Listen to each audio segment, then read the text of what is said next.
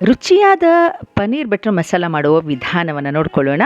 ಹೆಚ್ಚಿರುವಂತಹ ಈರುಳ್ಳಿ, ಟೊಮ್ಯಾಟೊ, ಸ್ವಲ್ಪ ಗೋಡಂಬಿ, ಕೆಂಪು ಮೆಣಸಿನಕಾಯಿ, ಜೀರಿಗೆ, ಧನಿಯಾ, ಹಸಿಮೆಣಸಿನ್ಕಾಯಿ, ಲವಂಗ ಬೇಕು.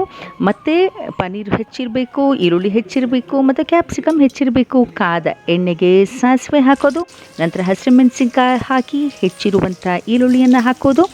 ಈರುಳ್ಳಿ ಸ್ವಲ್ಪ ಬಾಡಿಸುವಾಗ ಧನಿಯಾ ಹಾಕಿ, ಜೀರಿಗೆ ಹಾಕಿ, ಗೋಡಂಬಿ ಹಾಕಿ ಮತ್ತು ಹೆಚ್ಚಿರುವಂತಹ ಟೊಮ್ಯಾಟೊವನ್ನು ಹಾಕೋದು ಮತ್ತು ಗಾಢವಾದ ಕೆಂಪನ್ನು ಕೊಡುವಂತಹ ಕಾಶ್ಮೀರಿ ಚಿಲ್ಲಿಯನ್ನು ಹಾಕಿದರೆ ಕಲರ್ ಸಖತ್ತಾಗಿರುತ್ತೆ. ಎಲ್ಲವನ್ನು ಹಾಕಿ ಬಾಡಿಸಿ ತಣಿಯೋದಕ್ಕೆ ಬಿಡೋಣ.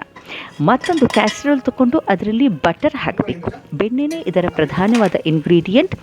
ಬಟರ್ ಹಾಕಿ ಅದು ಚೆನ್ನಾಗಿ ಕರಗಿದ ನಂತರ ಅದಕ್ಕೆ ದಪ್ಪ ದಪ್ಪಕ್ಕೆ ಹೆಚ್ಚಿರುವಂತಹ ಈರುಳ್ಳಿಯನ್ನು ಹಾಕೋಣ. ಅದು ಬಾಯಿಗೆ ಸಿಗುವ ಹಾಗಿರಬೇಕು. ಸ್ವಲ್ಪ ಸಣ್ಣಕ್ಕೆ ಉದ್ದಕ್ಕೆ ಹೆಚ್ಚಿರುವಂತಹ ಕ್ಯಾಪ್ಸಿಕಮನ್ನು ಹಾಕೋಣ. ಇವೆಲ್ಲ ಗ್ರೇವಿನಲ್ಲಿ ಬಾಯಿಗೆ ಸಿಕ್ಕಿದ್ರೆ ಬಹಳ ಟೇಸ್ಟಿಯಾಗಿರುತ್ತೆ ಅಂತ ಇದಕ್ಕೆ ತುಸು ಉಪ್ಪು ಹಾಕಿ ಬಿಟ್ಬಿಡೋಣ. ಮತ್ತು ಈಗ ತಣಿದಿರುವಂತಹ ರುಬ್ಬಿರುವಂತಹ ಮಸಾಲೆಯನ್ನು ಹಾಕಿ ಚೆನ್ನಾಗಿ ಕುದಿಸ್ಬೇಕು. ಮೇಲೆ ರುಚಿಗೆ ತಕ್ಕಷ್ಟು ಉಪ್ಪನ್ನು ಹಾಕ್ಕೊಳ್ಬೇಕು. ಚೆನ್ನಾಗಿ ಕುದೀತಾ ಇದೆ. ಕಾಶ್ಮೀರಿ ಚಿಲ್ಲಿ ಕಲರ್ ಸೂಪರಾಗಿದೆ. ಹೆಚ್ಚಿರುವಂತಹ ಸಣ್ಣ ಕಟ್ ಮಾಡಿರುವಂತಹ ಪನ್ನೀರನ್ನು ಇದಕ್ಕೆ ಆ್ಯಡ್ ಮಾಡ್ತಾ ಇದ್ದೀನಿ. ಪನ್ನೀರ್ ಹಾಕಿದ್ಮೇಲೆ ಚೆನ್ನಾಗಿ ಅದನ್ನು ಮಿಕ್ಸ್ ಮಾಡೋಣ. ಉಪ್ಪು, ಖಾರ, ರುಚಿ ಎಲ್ಲವನ್ನು ಪನ್ನೀರ್ ಹೀರ್ಕೋಬೇಕು. ರುಚಿಗೆ ತಕ್ಕಷ್ಟು ಉಪ್ಪನ್ನು ಹಾಕಿದ್ವಿ. ಒಂದೇ ಒಂದು ಪಿಂಚ್ ಚಿಟಿಕೆ ಅಂತೀವಲ್ಲ ಅಷ್ಟು ಸಕ್ಕರೆಯನ್ನು ಹಾಕಿದರೆ ಟೇಸ್ಟ್ ಎನ್ಹ್ಯಾನ್ಸ್ ಆಗುತ್ತೆ. ಎಲ್ಲ ಹಾಕಿ ಒಂಚೂರು ನೀರನ್ನು ಹಾಕ್ಬೋದು.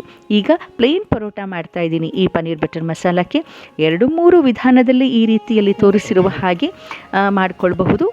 ಪನ್ನೀರ್ ಬಟರ್ ಮಸಾಲ ಸಿದ್ಧವಾಗಿದೆ. ಅದನ್ನು ಒಂದು ಸರ್ವಿಂಗ್ ಬೌಲ್ಗೆ ಹಾಕ್ತಾಯಿದ್ದೀನಿ.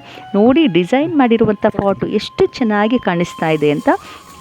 ಈಗ ಪ್ಲೇನ್ ಪರೋಟ ಸಿದ್ಧವಾಗಿದೆ.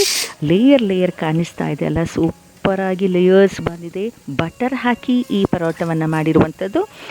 ಪನ್ನೀರ್ ಬಟರ್ ಮಸಾಲ ಜೊತೆಗೆ ಈ ಪ್ಲೇನ್ ಪರೋಟ ಸೂಪರಾಗಿದೆ, ಟೇಸ್ಟಿಯಾಗಿದೆ, ಲೇಯರ್ಸ್ ಕಾಣಿಸ್ತಾ ಇದೆ. ನೀವು ಒಂದ್ಸಲ ಈ ಪನ್ನೀರ್ ಬಟರ್ ಮಸಾಲ ಟ್ರೈ ಮಾಡಿ. ನನ್ನ ಶ್ರೀ ಶುಭ ನುಡಿ ಚಾನಲ್ಗೆ ಸಬ್ಸ್ಕ್ರೈಬ್ ಮಾಡಿ.